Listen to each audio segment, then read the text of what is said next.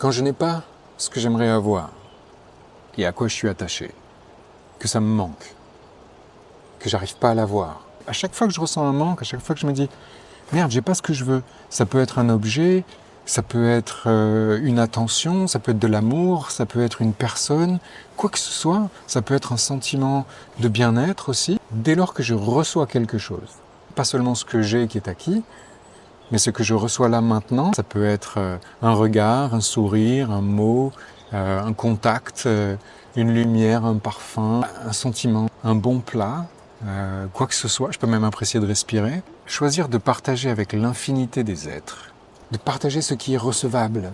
Cette chose-là que je reçois, d'autres peuvent la recevoir en même temps. Et tous ceux qui sont là, sur cette terre, en même temps que moi, peut-être pas au même endroit, mais quand même, si mon endroit c'est la Terre, ils sont au même endroit. Là où je me trouve, c'est sur cette Terre.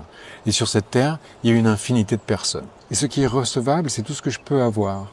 À l'inverse de ce que je voudrais avoir que je n'ai pas. Si je l'ai pas, c'est que c'est pas recevable à ce moment-là.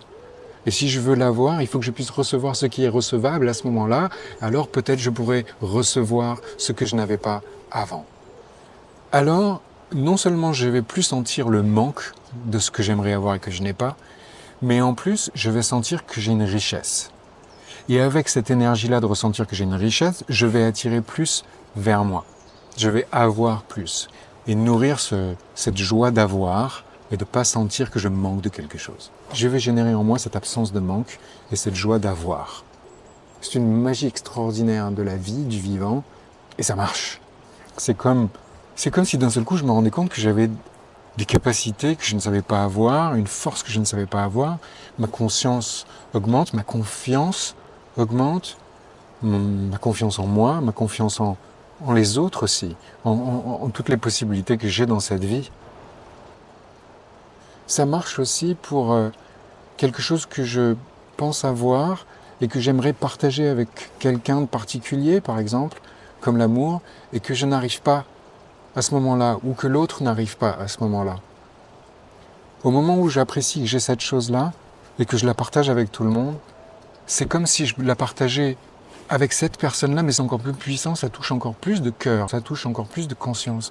Et j'ai un retour immédiat qui se fait en moi. On passe tellement de temps à ne pas apprécier les choses, à se dire putain ça c'est pas bien, ça va pas, ça c'est pas normal, ça devrait être comme ceci, ça devrait être comme cela. Et on fait que générer de la douleur en soi, on fait que générer du manque, de l'acidité en soi, quelque chose qui va nous ronger le corps, le cœur, et puis la conscience.